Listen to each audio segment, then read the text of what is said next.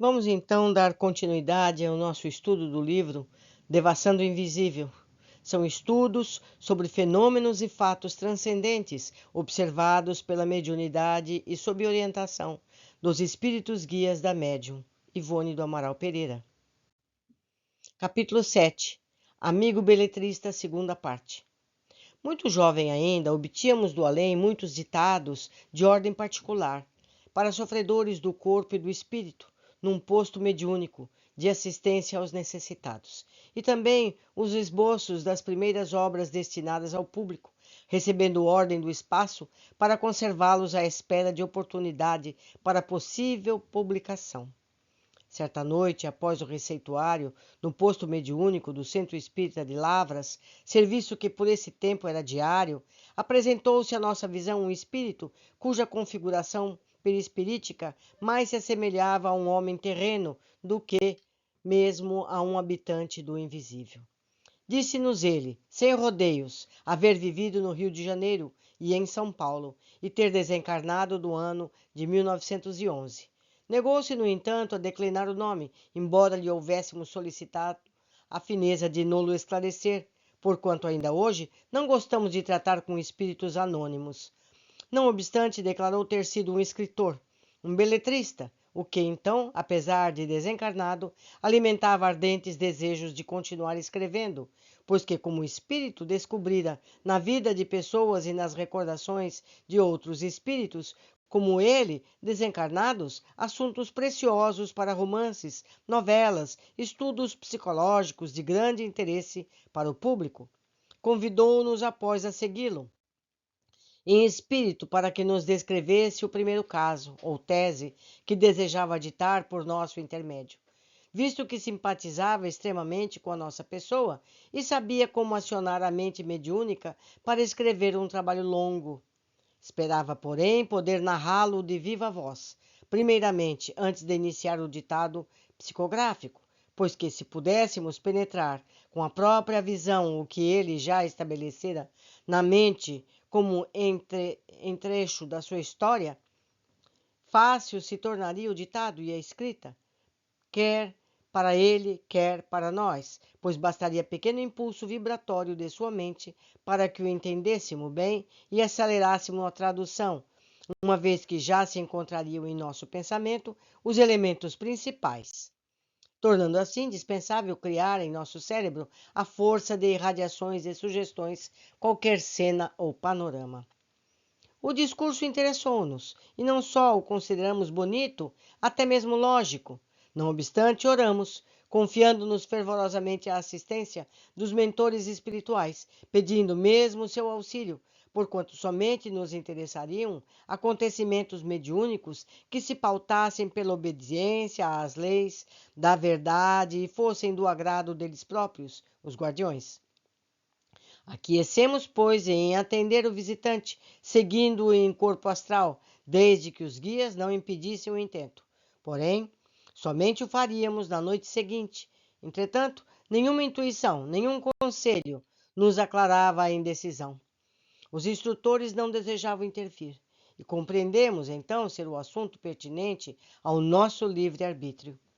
Na noite seguinte, dormimos sossegadamente o primeiro sono, sem que nenhuma anormalidade sucedesse, como só acontecer, dado que o desprendimento apenas se verifica achando-se o médium desperto, condição para que se processe o sono magnético. Poucos minutos depois da meia-noite, porém, havendo despertado naturalmente, distinguimos à beira do nosso leito o espírito que se apresentara na véspera, o qual chamaremos de beletrista, à falta de um nome que melhor o qualifique. Em seguida, caímos em transe letárgico, num arrebatamento do espírito, para o plano invisível. O processo para o desdobramento verificou-se exatamente como se dá sob a direção de Charles, dos hindus, ou de Bezerra de Menezes, o que leva a crer tratar-se de mecanismo próprio da faculdade em si mesma, que independe de agentes superiores para seu exercício. De outro modo, acreditamos que a vigilância daqueles excelentes amigos se verificava em torno do caso, sem contudo tornar-se suspeitada, sequer pela intuição, pois assim mesmo deveria ser, uma vez que se tratava de prova de responsabilidade, um testemunho cuja gravidade o próprio leitor avaliará dentro em breve. Afastado o nosso espírito do corpo carnal, foi-nos possível examinar melhor a configuração desse habitante do invisível, que tão atenciosamente nos procurava para um trabalho no seio da doutrina por nós esposada. Compreendemos imediatamente tratar-se de entidade não evoluída moral e espiritualmente, conquanto não fosse igualmente nociva, ou uma individualidade de ordem muito inferior. Moralmente apresentava-se medíocre, visto não ser evangelizada, não estar espiritualizada. Intelectualmente seria adiantada, dado que fora um escritor, um homem douto, pois que fora também médico na terra, inteirando-nos nós dessa particularidade, não porque ele, o espírito, nola revelasse, mas graças ao anel de grau que lhe cintilava o dedo anelar da mão esquerda. Espiritualmente, porém, vulgaríssimo, necessitado de tudo, visto que estávamos já no ano de 1930 e ele confessava haver deixado o fardo carnal em 1911, sem, no entanto, ter abandonado ainda os perímetros terrenos, o que, aliás, se conduzia de sua aparência fluídica pesada.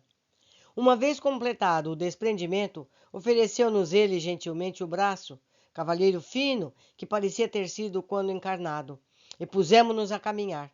Nós nos sentíamos tranquila, compreendendo em nós mesmas bastante vigilância para não nos deixar arrastar a nenhuma aventura espiritual que redundasse em domínio obsessor, pois confiávamos nos guardiões, os quais solicitávamos assistência para o caso, na véspera, embora no momento não lográssemos descobrir nenhum deles a testa dos acontecimentos.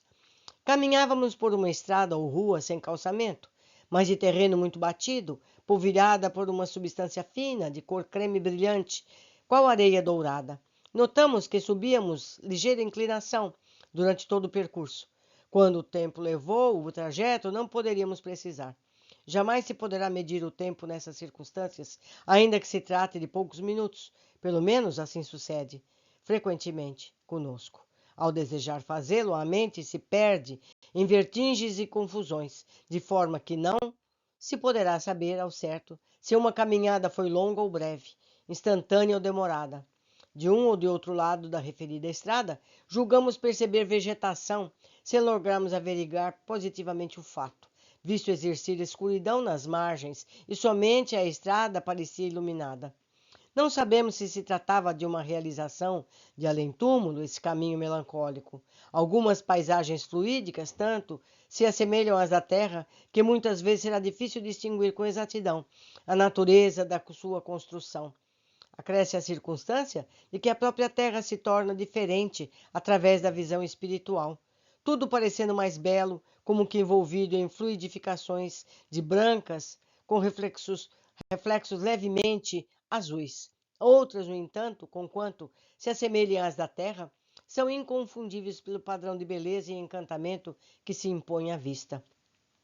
Durante o trajeto, pusemos-nos a observar as particularidades que teriam caracterizado a personalidade do amigo espiritual que acabávamos de adquirir, exatamente como sucede quando satisfazemos ociosa curiosidade em torno das pessoas a quem somos apresentados em sociedade. Observamos-lhes a indumentária, a voz, um trejeito particular dos lábios ao falar com mais energia, a irritação nervosa.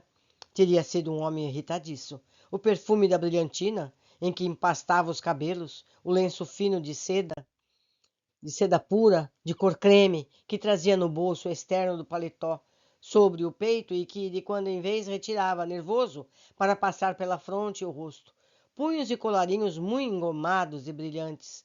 Seu terno era de cor cinza, perfeito terno terreno, porém o tecido um tanto brilhante.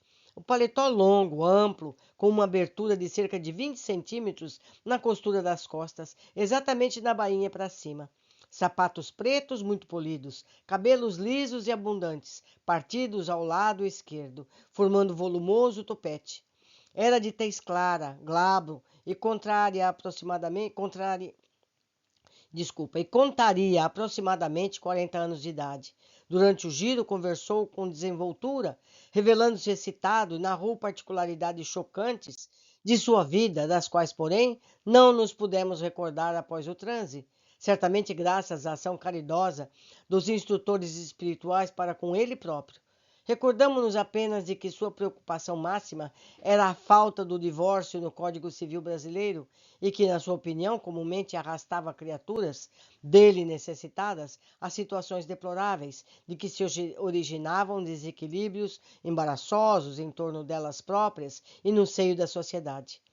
Recordamos-nos ainda de nos ter asseverado de profundo esgotamento nervoso, verdadeiro estado traumático, acometera seu organismo terreno, que desde acidente degenerava em neurastenia dominante, e por isso lhe acarretara a morte, que moralmente muito sofrera neste mundo e continuava sofrendo como espírito, não obstante no momento já se achava conformado com o inevitável, e que no além era acusado por outros espíritos de haver praticado o suicídio, de que lhe resultava a morte prematura, mas que ele disso não se lembrava absolutamente, nem sequer jamais pensara em recorrer a semelhante alvitre, a fim de escapar às lutas morais que o assediaram.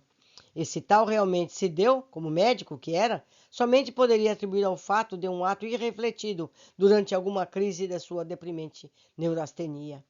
Efetivamente, esse espírito, que irradiava simpatia, embora sem pertencer a uma ordem elevada no mundo invisível, nenhum característico dos espíritos suicida apresentava, o que confirma a versão de que os neurastênicos que se matam durante um acesso do terrível mal não passam pela aspereza das repercussões conscienciais comuns à maioria dos suicidas, conquanto hajam de arrostar a responsabilidade dos atos que tenham dado origem ao grande desequilíbrio nervoso por que se deixaram vencer.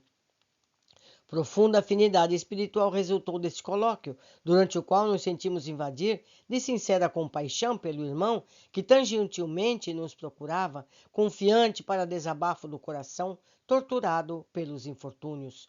E foi com o máximo prazer e um devotado interesse pela sua causa que nos dispusemos a ouvir, ou antes, a ver a narrativa do romance que ele desejava ditar aos encarnados por nosso intermédio. Chegáramos, no entanto, ao término do giro encetado, disse o beletrista. Criar a ambientação para minha história, consolidá-la, mantê-la, para que um médium a compreenda como uma realidade, será para mim dificílimo, conforme já expliquei. Poderia fazê-lo, porém imperfeitamente. Meu pensamento, pouco adestrado, mostraria intermitências, vacilaria, produzindo cenários escassos, indecisos, defeituosos, conforme estou habituado a observar aqui, entre companheiros de infortúnio que se propõem a narrar as próprias desgraças, um para os outros. Prefiro reconhecer que se trata de talento psíquico de ordem moral e intelectual elevada, que não possuo, e nem sei se o possuirei algum dia. Narrar a história, recordação, porém, somente os fatos que realmente se desenrolaram, evocando-a detalhadamente no próprio ambiente ou cenário em que se passaram. Sim, ser-me-á possível. Ela vive em mim, a história dentro do meu ser. É a própria força do meu sentir, o meu drama íntimo, o sentimento de que se impregnou todo o meu ser moral. Em minhas vibrações totais estão eles tão saturadas que eu mesmo não compreendo como Vossa Excelência, trava-nos finalmente a prezada entidade, como está percebendo cenas das recordações queridas e dolorosas que esvoaçam em torno de mim, pois não ignoro que os médiuns espíritas possuem um segundo poder de percepção e de visão que escapa aos demais encarnados. Assim é, meu caro irmão, respondemos, interessando-nos mais pelo companheiro espiritual. É espírita, porventura? Pois as entidades desencarnadas podem participar de quaisquer crenças ou opiniões religiosas ou filosóficas. O singular acompanhante teve um acesso a algo incerto, um gesto algo incerto, não destituído de certa graça, e respondeu delicado e sincero: Minha excelente senhora, eu sou apenas um homem que sofre e a quem a morte ainda não consolou, nem liberou de profundas apreensões e muitos desgostos. Creio na existência de um ser todo-poderoso, ao qual respeito, é o que muito lealmente posso afirmar. Creio, mas não compreendo nem tampouco as leis por ele criadas. Não pratiquei jamais qualquer religião, pela simples razão de que não possuía nenhuma, como não possuo até agora. Se ainda fosse um homem carnal, minha religião seria a ciência, pois eu amava profundamente a medicina, e além dessa, a minha crença no autor do universo. Mas sei que já não sou um homem no sentido literal do termo, e por isso não mais poderei exercer a medicina ou dedicar-me à ciência. Perdi ambas quando me depositaram num túmulo, convencidos de que eu deixara de existir.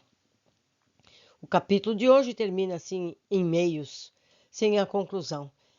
Os capítulos são muito longos, por isso me vi forçada a dividi-los em leituras menores. Continuaremos a seguir num próximo vídeo. Abraços e até breve.